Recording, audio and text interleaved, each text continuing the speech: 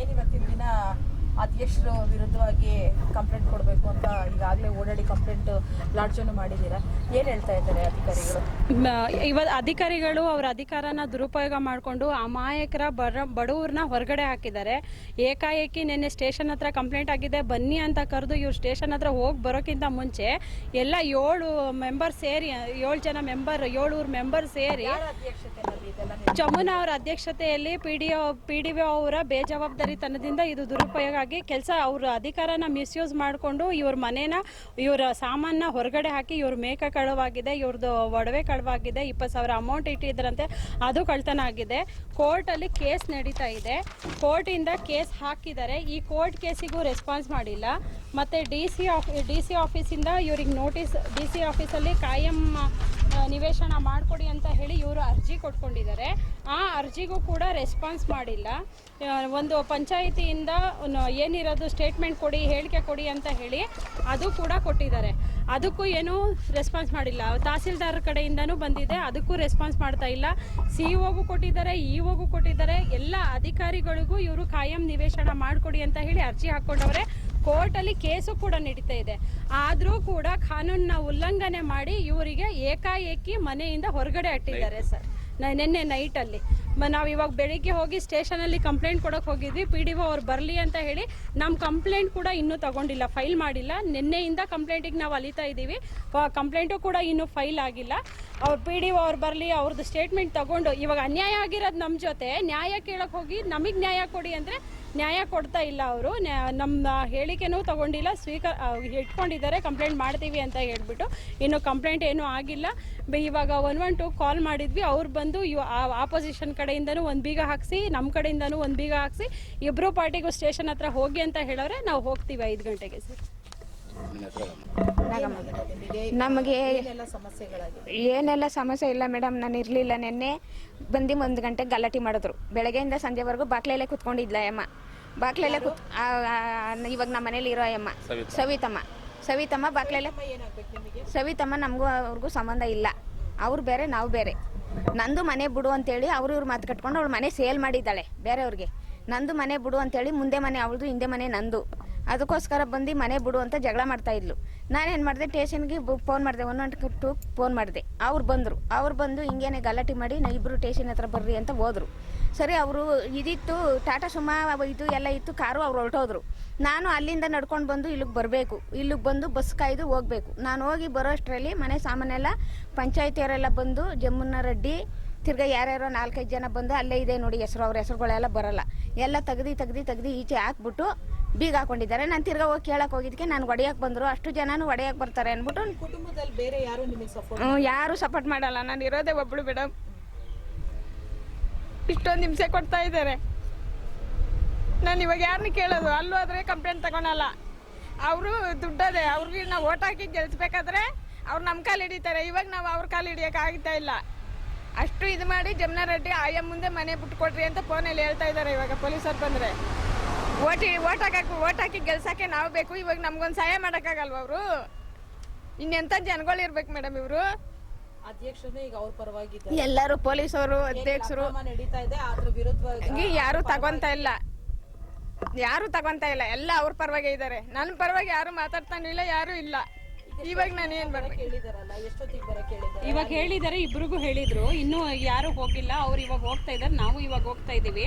But ಏನಾಗಿದೆ ಅಂದ್ರೆ ಅದು ಸರ್ಕಾರಿ ಗೋಮಾಳ ಜಾಗ, ಅದು ಆಶ್ರಯ ಯೋಜನೆಗೆ ಅಂತಾನೆ ಅಲರ್ಟ್ ಆಗಿರೋದು ಜಾಗದಲ್ಲಿ ಇವಾಗ ಯಾರ ಹೆಸರಲ್ಲೂ ಇಲ್ಲ. ಅಲ್ಲಿ ಯಾರಿಗೂ ಒಬ್ರಿಗೂ ಹಕ್ಕು ಪತ್ರ ಕೊಟ್ಟಿಲ್ಲ.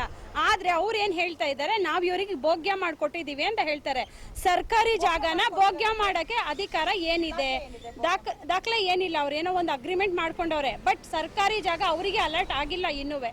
ಅವ್ರ ಪೊಸಿಷನ್ ಅಲ್ಲೂ ಇಲ್ಲ. ಪೊಸಿಷನ್ ಅಲ್ಲಿ ಇರೋದು ಈ ಅಮ್ಮ ಇರೋದು 3 ವರ್ಷದಿಂದ ಇದ್ದಾರೆ. ಇವಾಗ ಎಲ್ಲ ನಡೀತಾ ಇರೋದು ಇವರೇ ಇರೋದು. ಮನೆ ಕಟ್ಟೋದಕ್ಕಿಂತ ಇವಾಗಿನವರೆಗೂ ಇವರೇ ಇರೋದು. ಇವಾಗ ಏಕಿ ಬಂದು ಈ ತರ ಯಾರ್ಯಾರ್ದು ಹೇಳಿಕೆ ಮಾತು ಕೇಳ್ಕೊಂಡು ಅವ್ರದೇ ಮನೆ ಇದು. ಯಾರು ಇತ್ತಿಲ್ಲ, ಖಾಲಿ ಮನೆನೇ ಕಟ್ಟಿತ್ತಿಲ್ಲ. ಗೋಮಾಳ ಜಾಗ ಮೇಡಮ್. ಅವರೇ ಕೊಟ್ಟು ಅವರೇ ಅವ್ರ ಕಾಸು ಇಸ್ಕೊಂಡು ನನ್ನ ಹತ್ರ ಕಟ್ಕೊಟ್ಟು 3 ಲಕ್ಷ ಅಮೌಂಟ್ ಇಸ್ಕೊಂಡವ್ರೆ ಇವ್ರ ಹತ್ರ. ಏನಿದೆ ದಾಖಲೆ ಅದು? ಕೊಟ್ಟಿರೋದಕ್ಕೆ ಅದು ಚೆಕ್ ಅದೆಲ್ಲ ಕೊಟ್ಟವ್ರೆ. ಒಂದು ಲಕ್ಷದವರೆಗೂ ಇವ್ರ ಹತ್ರ ದಾಖಲೆ ಇದೆ, ಚೆಕ್ ಪಾಸ್ ಆಗಿದೆ, ಅವರು ತಗೊಂಡಿದ್ದಾರೆ ದುಡ್ಡು, ಅದಕ್ಕೆ ಅವರು ಒಪ್ಕೊಳ್ತಾ ಇದ್ದಾರೆ. ಏನು ದಾಖಲೆ ಇದೆಯೋ ಅದಕ್ಕೆ ಒಪ್ಕೊಳ್ತಾವ್ರೆ. ಕೈಯಲ್ಲಿ ಇಸ್ಕೊಂಡಿರೋದಕ್ಕೆ ಅವ್ರು ಒಪ್ಕೊಳ್ತಾ ಇಲ್ಲ. ಬಟ್ ಇವಾಗ ಅವ್ರು ಏನು 4 ಲಕ್ಷಕ್ಕೆ ಸೇಲ್ ಮಾಡಿರೋದು ಈ ಅಮ್ಮಂಗೆ ಜಾಗ, ಅದು ಸರ್ಕಾರಿ ಜಾಗ. ಸೇಲ್ ಮಾಡಕ್ಕೆ ಅವ್ರಿಗೆ ರೈಟ್ಸ್ ಇಲ್ಲ.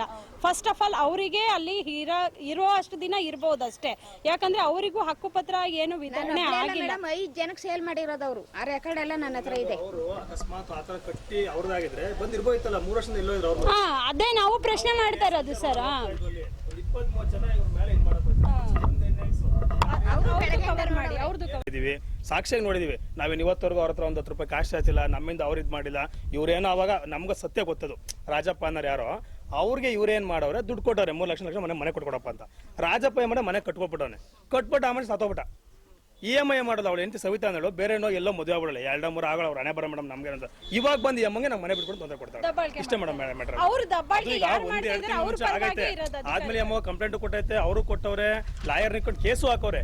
ಕೇಸು ಕೋರ್ಟಲ್ಲಿ ಇರ್ಬೇಕಾದ್ರೆ ಬಂದು ಇವ್ರು ಯಾಕೆ ಹಿಂಗೆ ತೊಂದರೆ ಕೊಡ್ಬೇಕು ಅಂತ ಎಮ್ಮಂಗೆ 23 ಜನ ಬಂದು ಅಕಸ್ಮಾತ್ ಆ ಎಮ್ಮಂಗೆ ಯಾರು ಆಗ್ಬಿಟ್ರೆ ಯಾರು ಜವಾಬ್ದಾರಿ ಆಗ್ತಾರೆ ಮೇಡಮ್? ಒಂದು ದಿವಸ ಯಾರೋ ಈಗ ನಮ್ಮ ತಾಯಿ ತರ ಇದ್ರೆ ನಮ್ಮನ್ನು ಏನಾರು ಅಕಸ್ಮಾತ್ ಆಗ್ಬಿಟ್ರೆ ಯಾರು ಜವಾಬ್ದಾರಿ ಆಗ್ತಾರೆ? ಅವಾಗ ಯಾವ ಜಮುನಾ ರೆಡ್ಡಿ ಅಮ್ಮನೂ ಬರಲ್ಲ, ಯಾರೂ ಬರಲ್ಲ, ನಾವುಗಳು ಬರಲ್ಲ ಮೇಡಮ್, ಇರಬೇಕು, ನಾವುಗಳು ಬರಲ್ಲ. ಅಂದ್ರೆ ಏನಾರು ಅಸಾಧ್ಯವಾದ್ರೆ ಒಂಚೂರು ನ್ಯಾಯ ಒದಿಸ್ಬಿಡಿ ಮೇಡಮ್ ಅವ್ರ ಕೈಲಿ. ಪೊಲೀಸ್ನವ್ರುಗಳು ಹೆಂಗೇನೆ ಒಂದು ದಿವಸ ಯಾರು ಆ ನ್ಯಾಯ ಇದು ಮಾಡಲ್ಲ, ರೆಸ್ಪಾನ್ಸಿಬಿಲಿಟಿ ತೊಗೊಳಲ್ಲ, ಬರ್ತಾರೆ ಸುಮ್ಮನೆ 112 ಬಾಗಿ ಯಾರಿಗೆ ಫೋನ್ ಮಾಡಿದ್ರೆ ಆ ಸ್ಥಳೀಯಕ್ಕೆ ಬಂದು 10 ನಿಮಿಷ ಇದು ಮಾಡ್ತಾರೆ, ಹೊಂಟಾಯ್ತಾರೆ. ಈಗ ಎಕ್ಸಾಂಪಲ್ ಬೀಗ ಹಾಕಂತ ಹೇಳೋಗ್ರೆ, ಈ ಅಮ್ಮ ಅವ್ರ ಮಾತಿಗೆ ಬೆಲೆ ಕೊಟ್ಟು ಬೀಗ ಹಾಕೊಂಡು ಹೋಗೋ ಸ್ಟೇಷನ್ ಹತ್ರ ಅವ್ರು ಏನು ಮಾಡ್ತಾರೆ ಗೊತ್ತಾ, ಜನ ಬೀಗನೇ ಹೊಡೆದಾಕ್ತಾರೆ ಅವರು ಅಂತ ಜನ ಅವರು. ಈ ಅಮ್ಮ ಪೊಲೀಸ್ನವ್ರು ಹೇಳೋರು ಬಿಡು, ಆ ಮಾತಿಗೆ ಬೆಲೆ ಕೊಡೋಣ ಅಂತೇಳಿ ಹೋಗ್ರೆ. ನಿನ್ನೆ ಇವ್ರು ಇಲ್ಲದಂತ ಸಂದರ್ಭದಲ್ಲಿ ಬೀಗ ಹೊಡೆದು ಎಲ್ಲ ದಾಂಧಲೆ ಮಾಡೋಲ್ಲ, ಆಚಾರ ಹಾಕೋರೆ. ಅಟ್ಲೀಸ್ಟ್ ಇವ್ರು ಇದ್ದಾಗ ಕೂತ್ಕೊಂಡು ಕೇಳಿ ಕಾನೂನು ಮುಗಿದ ಬಗೆಹರಿಸ್ಕೊಳ್ಳಿ ಮೇಡಮ್, ಅವ್ರು ಏನೇ ಇರಲಿ ಬೇಕಾದ್ರೆ. ನನ್ನ ಹೆಸರು ಗೋಪಾಲ್ ಅಂತ ಗುಳುಕ್. ನಾನು ಈ ಆಶ್ರಯ ಯೋಜನೆಯಲ್ಲೇ ನಮ್ಮದು ಒಂದು ಇದಿದೆ, ನಮಗೂ ಅಕ್ಕಿ ಇದೆ, ಎಲ್ಲರಿಗೂ ಇದೆ. ಆದರೆ ನಮಗೆ ಈ ಅಮ್ಮ ಬಂದಾಗಿ ಈ ಥರ ಹೇಳಿದ್ದಾರೆ, ಹಿಂಗೆ ತೊಂದರೆ ಆಗಿದೆ, ಈ ಥರ ಮಾಡ್ತಾಯಿದ್ದಾರೆ ಅಂತ. ಈ ಅಮ್ಮ ಒಬ್ಬರೇ ಇರೋದು ಒಂಟಿ, ಇಡೀ ಊರೂರೇ ಬರ್ತಾರೆ ಇವ್ರ ಮೇಲೆ ಗಲಾಟೆಗೆ. ಅದಕ್ಕೋಸ್ಕರ ನಾನು ಸಪೋರ್ಟ್ ಮಾಡಿದೆ. ನಾವು ಸಂಘಟನೆಯಲ್ಲಿ ಹೋರಾಟಗಾರರು ಒಂದು ಇದು ನ್ಯಾಯ ಕೊಡಿಸ್ಬೇಕಂತ ಅಮ್ಮನಿಗೆ ಬಂದಿದ್ದೀವಿ. ಆ ಅಮ್ಮನಿಗೆ ನ್ಯಾಯ ಕೊಡಿಸ್ತೀನಿ. ಸ್ಟೇಷನಲ್ಲಿ ನಮಗೆ FIR ಆಗಿಲ್ಲ ಅಂದರೆ ನಾಳೆ SP ತಗೋ ಹೋಗ್ತೀವಿ ಮೇಡಮ್. SP ತಗೋ ನಮಗೆ ನ್ಯಾಯ ಕೊಟ್ಟಿಲ್ಲ ಅಂದರೆ IG ಹತ್ರ ಹೋಗ್ತೀವಿ ಮೇಡಮ್. ಅಲ್ಲೂ ನ್ಯಾಯ ಸಿಕ್ಕಿದ್ರೆ ಕಮಿಷನರ್ ಮೇಡಮ್, ಅಲ್ಲಿರೋ ಹೋಮ್ ಮಿನಿಸ್ಟರ್ ಮೇಡಮ್, ಇಲ್ಲಾಂದ್ರೆ ಲಾಸ್ಟ್ಗೆ ಅಮ್ಮ ಸಾಯ್ಬೇಕು ಮೇಡಮ್. ಇಲ್ಲ ಮೇಡಮ್, ನಾವು ಉಗ್ರವಾದ ಹೋರಾಟವಾದ ತನಿಖೆ ಆಗಬೇಕು, ತನಿಖೆ ನ್ಯಾಯಯುತವಾಗಿ ಮಾಡ್ತೀವಿ ಮೇಡಮ್. ನಾವು ಹೋರಾಟಗಾರರು, ನ್ಯಾಯಕ್ಕೋಸ್ಕರ ಹೋರಾಟ ಮಾಡ್ತೀವಿ, ನ್ಯಾಯಕ್ಕೋಸ್ಕರ ನಾವು ಇದು ಮಾಡ್ತೀವಿ ಹೊರತು ಅನ್ಯಾಯಕ್ಕೆ ಹೋಗಲ್ಲ ಮೇಡಮ್. ಈ ಅಮ್ಮನಿಗೆ ನ್ಯಾಯ ಕೊಡಬೇಕು, ಕೊಡಿಸ್ತೀವಿ ಮೇಡಮ್. ಇವತ್ತಿಲ್ಲ ನಾಳೆ ಸಿಕ್ಕುತ್ತೆ ಮೇಡಮ್. ಹೈಕೋರ್ಟಲ್ಲಿ ಕೋರ್ಟಲ್ಲಿ ಕೇಸ್ ಇದ್ದರೆ ಮೇಡಮ್, ಅಕ್ರಮ ಬಂದು ಒಬ್ಬ ಚೇರ್ಮನ್ರು ಜಮುನಾ ರೆಡ್ಡಿ ತಲೆ ಹಾಕಂಗಿಲ್ಲ, ಒಬ್ಬ PDO ಏನೋ ಜೇಮ್ಸು ಪಂಚಾಯತಿ ಅಭಿವೃದ್ಧಿ ಅಧಿಕಾರಿ ಜೇಮ್ಸು ಅವ್ರಿಗೆ ನೋಟಿಸ್ ಕೊಟ್ಟಿದ್ದಾರೆ. ಆ ನೋಟಿಸ್ಗೆ 1.5 ತಿಂಗಳಾಗಿದೆ ಮೇಡಮ್. ಅಲ್ಲಿದೆ, ಈ ಕವರಲ್ಲಿದೆ. 1.5 ತಿಂಗಳಾಗಿದೆ ಮೇಡಮ್, ಇದುವರೆಗೂ ರಿಪ್ಲೈ ಹಾಕಿಲ್ಲ. ನಾನು ಬೆಳಗ್ಗೆ ಫೋನ್ ಮಾಡಿದೆ, ಯಾಕೆ ಆಗ್ತಾಯಿಲ್ಲ ಇನ್ನು ಕಾಪಿ ಏನಂದರೆ, ನಾನು ಇವರು ಇದು ಮಾಡಬೇಕು, ಜಮೀನು ರೆಡ್ಡಿ ಈಗ ಓನರು. ಸರ್ಕಾರಿ ಜಾಗಕ್ಕೆ PDO ಬರ್ತಾರೆ, ತಹಸೀಲ್ದಾರ್ ಬರ್ತಾರೆ, ಅಧಿಕಾರಿಗಳು ಬರ್ತಾರೆ, ಗೌರ್ಮೆಂಟ್ ಅಧಿಕಾರಿಗಳು ಬರ್ತಾರೆ. ಆದರೆ ಅವ್ರ ಮೆಂಬರ್ಗಳು ಹೇಳ್ಬೇಕಂತ ಇವ್ರು ಹೇಳ್ಬೇಕಂದ್ರೆ ಇವ್ರೇಂತ ಎಲ್ಲ ಅಕ್ರಮ, ಎಲ್ಲ ನಡೀತಾ ಇದೆ ಅಕ್ರಮ ಮೇಡಮ್. ಜಮುನಾ ರೆಡ್ಡಿ ರೆಜೆಕ್ಟ್ ಮಾಡಿದ್ದಾರೆ, ಅದು ಅಕ್ರಮ. P ನಂಬರ್ ಸರ್ಕಾರಿ ಜಾಗ ರೆಜೆಕ್ಟ್ ಮಾಡಿದ್ದಾರೆ. ಆಮೇಲೆ ಇವರು ಇನ್ನೊಬ್ಬ ರೆಡ್ಡಿ ವೇಣುಗೋಪಾಲ್ ರೆಡ್ಡಿ ಅವ್ರು ರೆಜೆಕ್ಟ್ ಮಾಡಿದ್ದಾರೆ, ಅದು ಸರ್ಕಾರಿ ಜಾಗ P ನಂಬರ್. ಅದರಲ್ಲಿ ಏನು ಪರ್ಮಿಷನ್ ಇಲ್ಲ, ಯಾವುದೂ ಇಲ್ಲ. ಅರ್ಜಿ ಹಾಕಿದ್ದೀವಿ ಮೇಡಮ್, ಇದುವರೆಗೂ ಒಂದು ರೆಸ್ಪಾನ್ಸ್ ಮಾಡಿಲ್ಲ. ಇದೇ PDO ಸುಮಾರು ಒಂದು 20 ಅರ್ಜಿಗಳು ಹಾಕಿದ್ದೀವಿ ಮೇಡಮ್, ಒಂದಕ್ಕೂ ರೆಸ್ಪಾನ್ಸ್ ಮಾಡಿಲ್ಲ. ಇಂಥ PDO ನಮ್ಗೆ ಬೇಕಾ? ಇಲ್ಲ ನಾವು ಇವ್ರನ್ನ ಆಮೇಲೆ FIR ಮಾಡಿಸ್ತೀನಿ, ಇಲ್ಲ ಏನು ಮಾಡಬೇಕು, ಅಮಾನತ್ ಮಾಡಲೇಬೇಕು. ಇಂಥ ಅಧಿಕಾರಿಗಳು ನಮ್ಗೆ ಬೇಕಾಗಿಲ್ಲ ಮೇಡಮ್. ನಾಳೆಯಿಂದ ಸ್ಟಾರ್ಟ್ ಆಗುತ್ತೆ ಮೇಡಮ್. ಎಲ್ಲ ಅಧಿಕಾರಿ ಪ್ರತಿಯೊಂದು ನನಗೆ ಗೊತ್ತಿಲ್ಲ. ನಾನು ಇಲ್ಲೇ ಸ್ಥಳೀಕ, ನಾನು ಒಬ್ಬ ಹೋರಾಟಗಾರರಾಗಿ ನಾವು ಹಿಂದಕ್ಕೂ ಹೋಗಲ್ಲ, ಸ್ಟೆಪ್ ಮಾಡ್ತೀವಿ ಮೇಡಮ್. ಈ ಅಮ್ಮನ ನ್ಯಾಯ ಕೊಡಿಸ್ತೀವಿ ಮೇಡಮ್. ಸೈನಿಕ ದಳ ನಮ್ಮದು ಸಂಘಟನೆ ಮಂದಿ ಸಮತಾ ಸೈನಿಕ ದಳ ಡಾಕ್ಟರ್ M ವೆಂಕಟಸ್ವಾಮಣ್ಣ ಅಣ್ಣವ್ರ ಹತ್ರ ನಾವು ಇರೋದು. ಈ ಸಮತಾ ಸೈನಿಕ ದಳ ಡಾಕ್ಟರ್ ಅಂಬೇಡ್ಕರ್ ಕಟ್ಟಿರುವಂಥ ಸಂಘಟನೆ. ಅವರು ಸಮಾನತೆ ಕೊಟ್ಟಿದ್ದಾರೆ. ಇನ್ನೂ ಗಮನಕ್ಕೆ ಬಂದಿಲ್ಲ ಮೇಡಮ್, ಇವತ್ತಾಗಿರೋದ್ರ ರಾತ್ರಿಯಿಂದ ಇನ್ನು ಗಮನಕ್ಕೆ ತಂದಿಲ್ಲ. ಅವ್ರ ಗಮನಕ್ಕೆ ತರ್ತೀನಿ. ಈಗ ಅವ್ರಿಗೆ ಗಮನಕ್ಕೆ ತಂದಮೇಲೆ ಮುಂದಕ್ಕೆ ಹೋರಾಟ ಬೇರೆ ಇರುತ್ತೆ, ಉಗ್ರದ ಹೋರಾಟ ಇರುತ್ತೆ. ನಮ್ಗೆ ನ್ಯಾಯ ಕೊಡಿಸ್ಬೇಕು ಅಂತ ಹೇಳಿದ್ದೀನಿ. ಅಮ್ಮ ಕರ್ಕೊಂಡು ಕೊಡಿಸ್ತೀನಿ. ನಾವು ಸಮತಾ ಸೈನಿಕ ದಳದಲ್ಲಿ ಇದ್ಮೇಲೆ ಅಂಬೇಡ್ಕರ್ ಕಟ್ಟಿರೋ ಸಂಘಟನೆ, ನೀವು ಕಟ್ಟಿರೋದು ಸಂಘಟನೆ. DSS ಸಾವಿರಾರು ಇದ್ದಾವೆ. ಇದು ಕಟ್ಟಿರೋ ಒಂದೇ ಒಂದು ಬಾಬಾ ಸಾಹೇಬ್ ಅಂಬೇಡ್ಕರ್ ಕಟ್ಟಿರೋ ಶತಮಾನೋತ್ಸವ ಎಲ್ಲ ಕಡೆ ನಡೀತಾ ಇದೆ. ಅಂಥ ಸಂಘಟನೆ ನಾವು ಇದ್ದೀವಿ. ನಾವು ಒಂದು ಹೆಮ್ಮೆ ಮೇಡಮ್. ಅಂಥ ಸಂಘಟನೆ ನ್ಯಾಯ ಕೊಡಿಸಿ ಹೊರತು ಸಮಾನತೆ ಅಂದರೆ ಹೆಣ್ಮಕ್ಳಿಗೂ ಸಮಾನತೆ ಗಂಡು ಮಕ್ಳಿಗೂ ಸಮಾನತೆ ಬಾಬಾ ಸಾಹೇಬ್ ಅಂಬೇಡ್ಕರ್ ಕೊಟ್ಟರು ಅಂತ ಇದರಲ್ಲಿ ನಾನು ಈ ಅಮ್ಮರಿಗೆ ನ್ಯಾಯ ಕೊಡಿಸ್ಬೇಕಂತ ಮುಂದೆ ನಿಂತಿದ್ದೀವಿ ಮೇಡಮ್. ನಮ್ಮ ತಬಸೂಬ್ ಆಗಲಿ ನಾವೆಲ್ಲ ಒಂದು ಸಂಘಟನೆ ಜೊತೆಲಿದ್ದೀವಿ. ಇವತ್ತಿಲ್ಲ ನಾಳೆ ಆ ಅಮ್ಮನ ನ್ಯಾಯ ಸಿಕ್ಕೇ ಸಿಗುತ್ತೆ ಮೇಡಮ್, ಅನ್ನೋವರೆಗೂ ಬಿಡಲ್ಲ ಮೇಡಮ್.